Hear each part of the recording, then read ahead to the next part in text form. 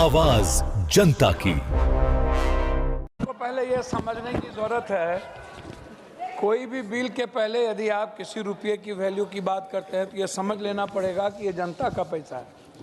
यह पैसा ना तो कोई संस्था का है, ना सरकार का है, ना किसी व्यवस्था का है, और हम इसको समझते नहीं। और सरकार कहती है इस बिल में कि हम पर भरोसा कीजिए, हम महत्वपूर्ण बातें स्वयं तय कर लेंगे। अब यह सदन खाली चेक पर दस्तखत कर रही है। अब ये बैंक को, पदाधिकारी को रुपया भरने के लिए ये पूरी ताकत ये सदन देना चाहती है। हम तो इस सरकार के बारे में कभी कभी सोचते हैं, सरकार कहती है कि आप नौकरी पैदा करो, नौकरी दो, आप नौकरी ना करो, आप ऋण लो, आप उद्योग पैदा करो, आपको प्रोत्साहन मैं कर रहा हूँ। दूसरी तरफ कह रहा है कि जो गारंटी होगा, जो गारंटर होगा, उसको भी हम बर्बाद कर देंगे, उसकी भी संपत्ति छीन लेंगे। ये दो तरह के नियम हमको समझ में नहीं आता है। गारंटर को भी हम बर्बाद कर देंगे, उसकी भी सारी चीज़ें छीन लेंगे। ये एक पहलू के बारे में हमको समझ में कभी नहीं आया। एक तरफ सर उद्यमी की बात ये करते हैं, उद्यमी बनो, उद्यमी करो, और दूसरी तरफ आप सीधा कह रहे हो कि जो चोर है ये देनदार लेनदार। भैया, हम अभी युद्ध हो रहा है, रास्ते में हमको समुद्र में मेरा जहाज फंस गया और हम दिवालियापन में हो गए, तब भी हम चोर हो गए। तब आप उस प्रोसेस को, थॉट को नहीं देखोगे कि हम किस कारण से हमारा दिवालियापन हुआ। आप उस पर कोई प्रोसेस नहीं करते हो। दूसरी तरफ हमको एक बात बहुत आश्चर्य हुआ कि अध्यक्ष महोदय यह बिल क्या कहती है। यह कहती है मोदी जी जैसे विश्व गुरु हैं, हम मोदी जी पर भरोसा करना चाहिए, लेकिन क्या मोदी जी हमारी पॉलिसी यूके और यूएस में भी लागू होगी? क्या यूएस और यूके बिना पॉलिसी चेंज किए हुए हम उसकी संपत्ति को ले लेंगे, हम वहां जाकर के उसको अरेस्ट कर लेंगे, हम उसको ले आएंगे? आप ट्रिब्यूनल कोऑर्डिनेटर की बात करते हो।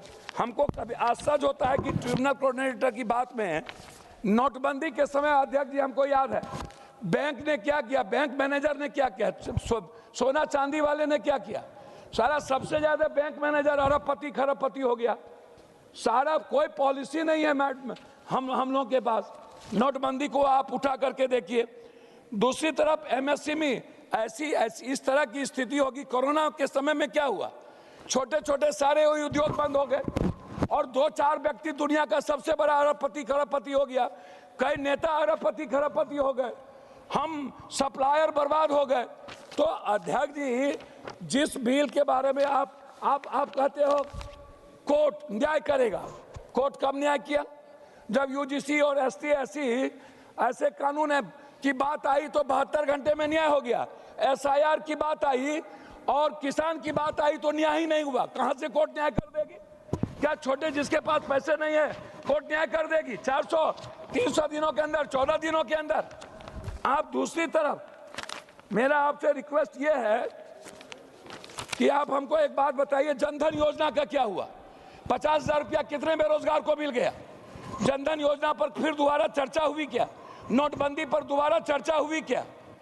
आप एमएसपी छोटे उद्योग के बारे में आप कोई चर्चा नहीं करते हैं। निजी बैंकों को आजादी देने की बात करते हैं।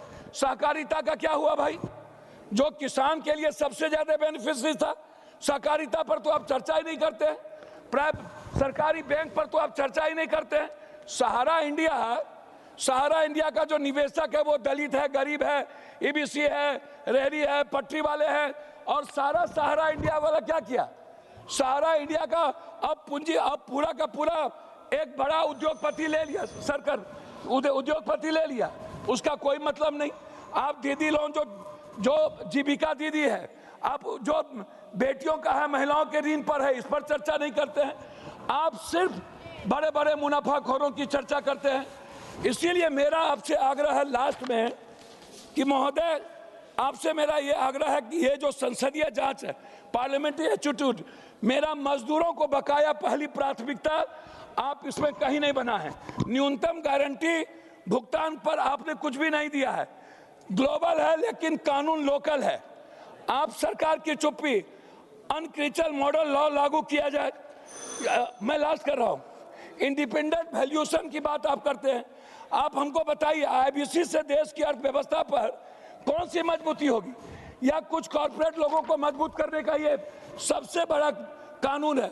कई केस 3 से 4 साल के लटके हुए 400-500 दिन लग जाते हैं, लेकिन 70 से 90% हेयर कट, हजारों करोड़ का नुकसान। यह बैंक का नहीं, जनता का पैसा। यह रेगुलेशन कॉर्पोरेट बाइलूट करने के लिए। जी लास्ट कर रहा हूं हुजूर, मेरा आपसे सीधा है, बैंक पहले मजदूर बाद में। ये कानून क्यों? इस पर मैं आपसे जानना चाहता हूं। एमईसी के लिए अलग ढांचा, जेन्युइन प्रोमोटर्स को मौका क्यों नहीं आप देने का कोई कानून और प्रावधान नहीं है? पूरा का पूरा आपने इजी ऑफ डूइंग बिजनेस नहीं, इजी ऑफ ग्रैबिंग बिजनेस की बात आप करते हैं। इसीलिए सरकार इस विधेयक को स्टैंडिंग कमेटी में भेजा जाए व्यापक सुधार के लिए। इसको खाली चेक ना बनाया जाए और व्यापारी और उद्योगपतियों के लिए, बड़े मुनाफाखोरों के लिए इस कानून को प्रोटेक्ट ना किया जाए और बैंक को आजादी ना दिया जाए। ये मेरा आपसे आग्रह है। बहुत बहुत Big dreams need the right foundation. At Vidya Vihar Residential School, holistic education goes beyond classrooms.